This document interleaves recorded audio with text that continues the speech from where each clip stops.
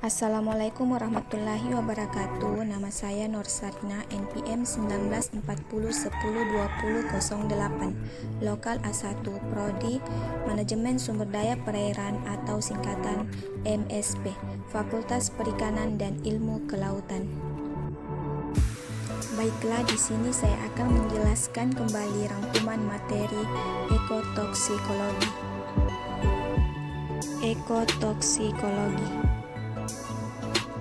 Ekotoksikologi adalah ilmu yang mempelajari tentang racun, kimia, dan fisik pada makhluk hidup, khususnya populasi dan komunitas, termasuk ekosistem, termasuk jalan masuknya agen dan interaksi dengan lingkungan. Faktor utama yang mempengaruhi toksisitas yang berhubungan dengan situasi pemaparan atau pemajanan terhadap bahan kimia tertentu adalah jalur masuk ke dalam tubuh, jangka waktu, dan frekuensi pemaparan.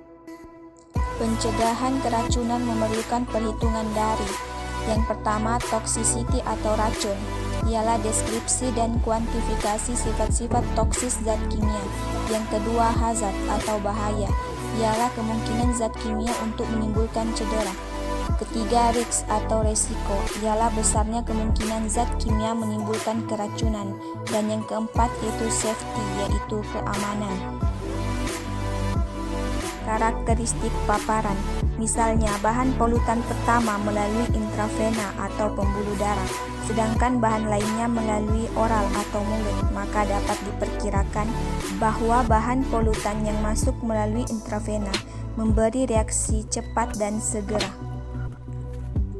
Efek toksis di dalam tubuh tergantung pada: 1. Reaksi alergi, reaksi yang merugikan yang disebabkan oleh bahan kimia atau toksikan karena peka terhadap bahan tersebut. 2. Reaksi idiosinkrasi, merupakan reaksi abnormal secara genetis akibat adanya bahan kimia atau bahan polutan. 3. Toksisitas cepat dan lambat. Toksisitas cepat merupakan manifestasi yang segera timbul setelah pemberian bahan kimia atau polutan, sedangkan toksisitas lambat merupakan manifestasi yang timbul akibat bahan kimia atau toksikan selang beberapa waktu dari waktu timbul pemberian. 4. Toksisitas setempat dan sistemik. Efek setempat didasarkan pada tempat terjadinya, yaitu pada lokasi kontak yang pertama kali antara sistem biologi dan bahan toksikan. Efek sistemik terjadi pada jalan masuk toksikan, kemudian bahan toksikan diserap dan didistribusi hingga tiba pada beberapa tempat. Respon toksis tergantung pada sifat kimia dan fisik dari bahan tersebut, situasi pemaparan, dan kerentanan sistem biologis dari subjek. Distribusi dan ekskresi toksikan. Distribusi toksikan: setelah toksikan memasuki darah, didistribusi dengan cepat ke seluruh tubuh, maka laju distribusi diteruskan menuju ke setiap organ tubuh. Ekskresi toksikan. 1. Ekskresi urin. Ginjal merupakan organ yang sangat efisien dalam mengeliminasi toksikan dari tubuh. Senyawa toksik dikeluarkan melalui urin oleh mekanisme yang sama seperti pada saat ginjal membuang hasil metabolisme dari tubuh. 2. Ekskresi empedu. Hati berperan penting dalam menghilangkan bahan toksis dari dalam tubuh setelah diabsorpsi pada seluruh pencernaan, sehingga akan dapat dicegah distribusi bahan toksik tersebut ke bagian lain dari tubuh. 3. Rute ekskresi yang lain. Toksikan dapat juga dikeluarkan dari tubuh melalui paru-paru, saluran pencernaan, cairan cerebrospinal atau cairan yang menggenangi otak, air susu, keringat, dan air liur. Selanjutnya, materi kedua yaitu transformasi bahan toksis. Perpindahan bahan kimia. Atmosfer, air, tanah atau sedimen, dan rantai makanan saling berhubungan erat, di mana salah satu media mengalami ketidakseimbangan akan mempengaruhi komponen medium yang lainnya. Proses perpindahan toksikan dari ke suatu medium tergantung pada sifat dari masing-masing toksikan dan karakteristik dari medium, serta proses reaksi pada masing-masing medium. Sifat dari toksikan meliputi sifat fisika, kimia, dan biologi.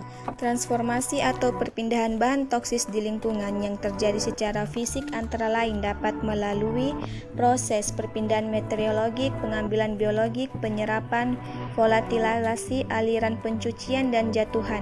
Transformasi kimia dapat melalui proses fotolisis, oksidasi, hidrolisis, dan reduksi, sedangkan transformasi biologik berlangsung melalui proses biotransformasi.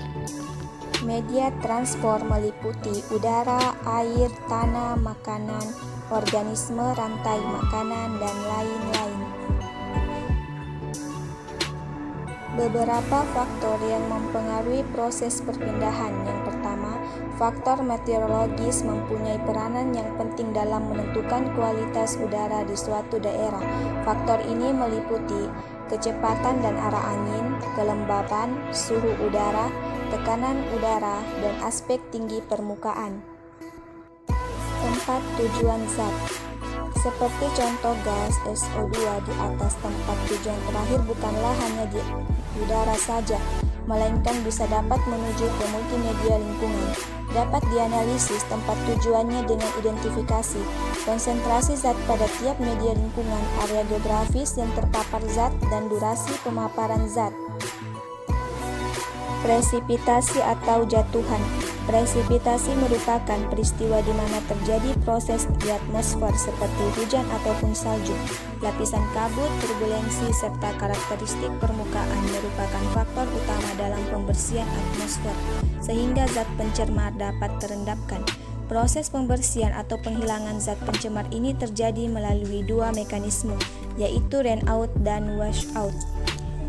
Faktor berpengaruh terhadap konsentrasi, transportasi, transformasi, dan disposisi toksikan di lingkungan perairan adalah sifat fisika kimia dari senyawa, sifat fisika kimia biologi dari ekosistem, dan sumber dan laju input bahan kimia ke dalam ekosistem. Dan ini merupakan interaksi toksikan dengan berbagai faktor di lingkungan. Di dalam air, keberadaan suatu bahan kimia terdapat dalam 3 bentuk, yaitu terlarut atau dissolved, terserap atau adsorbed, dan terakumulasi atau incorporated. 2. Perubahan bentuk atau rekasi di air, yaitu proses hidrolisis, proses oksidasi, proses fotolisis, dan proses metilasis. 3. Perubahan bentuk atau rekasi di air, tanah, dan sedimen, yaitu hidrolisis, oksidasi, fotolisis, dan reduksi atau degradasi. Selanjutnya, materi tentang faktor-faktor yang mempengaruhi toksisitas bahan pencemar terhadap organisme perairan. Faktor fisika kimia bahan pencemar. Konsentrasi bahan pencemar. Konsentrasi bahan pencemar merupakan faktor penting yang mempengaruhi toksisitas. Bahan pencemar dengan toksisitas tinggi tidak akan terlalu memberi dampak terhadap organisme apabila masih dalam konsentrasi sangat rendah. Suhu, temperatur.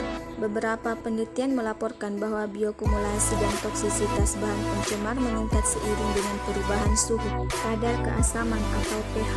Penurunan pH di lingkungan perairan antara lain disebabkan oleh pengasaman atau asidifikasi. Asidifikasi merupakan salah satu penyebab utama degradasi lingkungan. Tidak hanya disebabkan oleh toksisitasnya, namun juga karena efek terhadap spesiasi.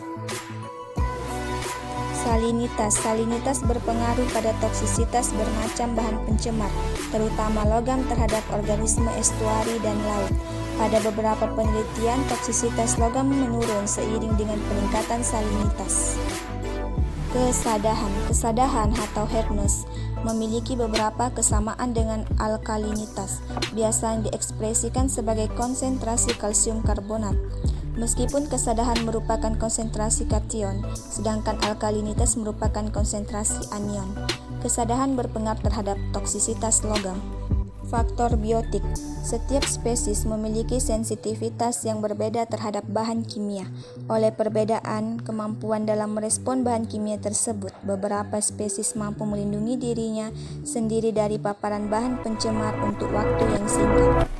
Interaksi bahan pencemar. Biota laut lebih sering terpapar bermacam pada dibandingkan hanya satu jenis bahan pencemar. Hampir pada setiap kasus pencemaran lingkungan perairan umumnya selalu berkaitan dengan efek interaktif lebih dari satu jenis bahan pencemar. Materi selanjutnya yaitu transportasi toksikan. Exposure transportation, suatu kerja toksis pada umumnya merupakan hasil dari sederetan proses fisika, biokimia, dan biologik yang sangat rumit dan kompleks. Proses ini umumnya dikelompokkan ke dalam 3 fase, yaitu eksposisi, taksokinetik, dan taksod.